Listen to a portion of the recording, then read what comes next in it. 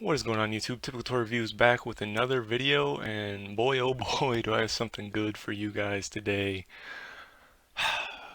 Last night, sometime during the day yesterday, my dad saw an ad for a garage sale in a really obscure location. It wasn't on Craigslist or any of those online garage sale websites, and it said they have games for pretty much every gaming system.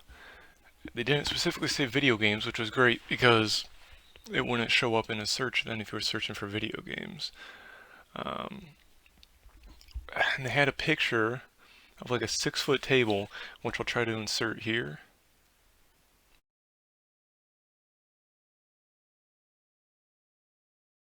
And it's kind of blurry, kind of hard to tell, but I recognized the yellow labels for the Player's Choice Game Cubes.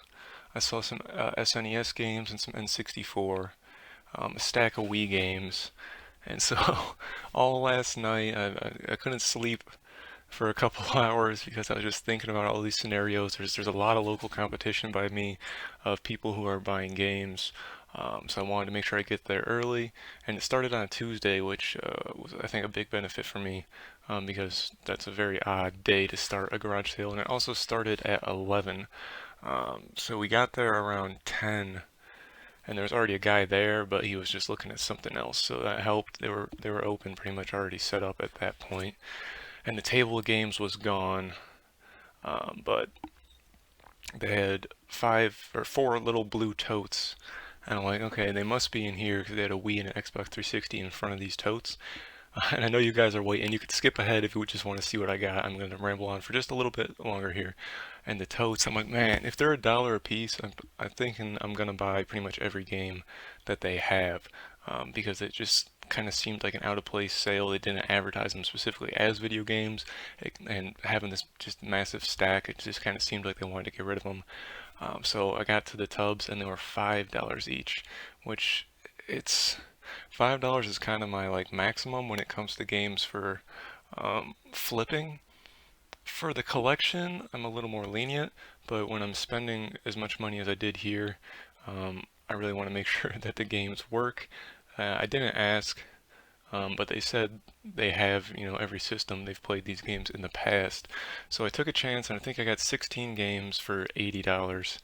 Um, I wanted to ask the lady if she would do $4 a piece. I would have got probably another 10 games at least. But she said I was actually going to put $10 a piece on them, and that would have not been good because then I would have probably only got 2 or 3 games.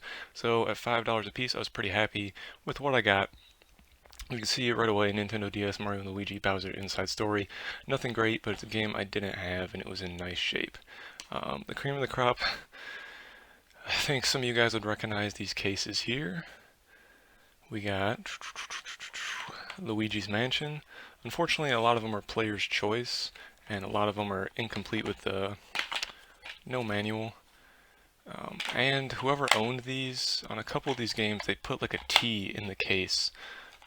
For some stupid reason. I think they're marking their initials. We have a Black Label Super Mario Strikers. This was another one that's not super valuable, but I wanted to put it in the collection. I just love the artwork on the cover, and you can kind of see it there on Toad's head. You see that little T. It's like, why would they do that? There's one on the back too. Super Mario Sunshine, a game I've had before. Again, player's choice though, incomplete. I don't know if this one has a T on it. We got F-Zero GX. This one is complete with manual, but it is a player's choice. Never had this game before, but I think this one is a good like $25 flip, so that's probably one of them that will help pay for the collection. Because I wanted to keep all these GameCube games, but I'm going to have to make some compromises. I'm going to have to at least get my $80 back.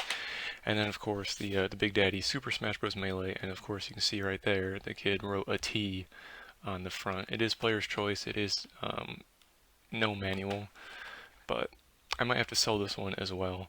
I've got it in the past for $1. Like my best find before this, I got at the same sale, I got Smash Bros for 50 cents and Double Dash for $1. So I guess they didn't like Smash Bros as much, but at 5, it's still a great deal. It's still like a $35 game in this condition. But some games I left behind, they had Double Dash, but there was no manual, and the disc was scratched beyond belief. Like some of these I'm taking a chance on with some scratches. I still have to go back and test these. But man, yeah, the Double Dash was a shame. And then they had Mario Kart on the Wii, they had Brawl on the Wii. What's the other title? Mario Party 8. I have all those though, so at $5, it's not really a ton of room on a flip. You can get about 15 a piece, like 12 after fees. I'm gonna go back at the end of the week and just see, hope on a whim that she still has a lot of it left, and maybe she'll do $3 or $4 because she's having the sale every single day this week.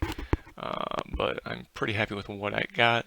Next, we have some SNES games. Kirby's Dream Course. This is one game I've actually never had. I tested it. Luckily, all 4 SNES games do work after some cleaning. I got them all to work with little to no issues. Um, we had Donkey Kong Country 2, Diddy Kong's Quest. I'm not sure if we have this one already. We do have Donkey Kong Country. My brothers are all older than me, and so they grew up on the NES and the SNES and the N64. So they have a lot of these games. We have Super Mario All-Stars. I was under the impression that this was like a $30 game, but it seems to have gone down with all the reproduction carts on the market. And you can see this one's probably in the worst shape with a lot of yellowing on it. But again, they do all work.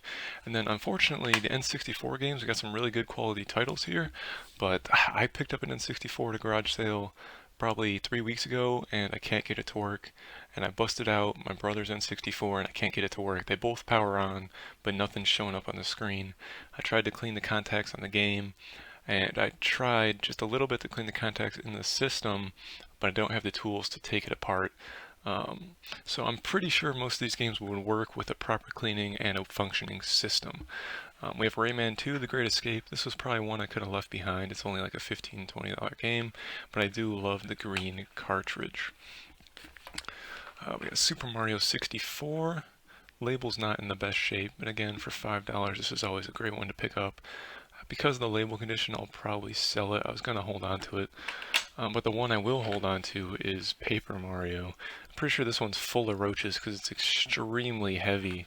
Like it's at least twice as heavy as any of these other N64 games. I don't know why, but it's pretty nice shape as far as the label goes, and pretty clean. So I'll probably hold on to that one if I can. Mario Kart 64, I didn't realize. I don't know if you can hear that. That it's rattling around inside, so I don't know if one of the motherboard holders snapped off. I don't think it did because there's no movement in the contact strips here. But I might hold on to that one as well.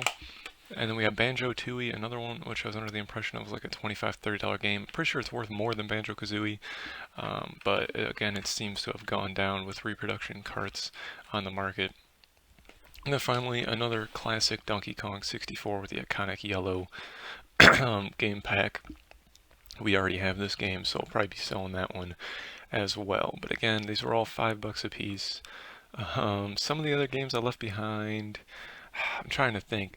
There was a whole box of PS2 games I didn't even touch because I'm not super knowledgeable in PS2. I know there can be some rare ones like Rule of Rose and that other Japanese horror game, but those are kind of just the only two big name ones I know. Every time I pick up a Final Fantasy, it's always not worth something. So I tend to stay away from PS2, especially at $5 a piece. I'm pretty sure I got all of the SNES games except for Mario World, because that's only worth like $6, $7, and I probably left one other one behind, and I probably only left 2 or 3 N64 games. Like I said, I left a bunch of GameCube games. I got all the good titles except for Double Dash. If somebody has a resurfacing machine, you know that's probably a good deal at $5. But there might have been a couple other sleepers, some titles I never heard of. But like I said, I'm going to try to go back at the end of the week.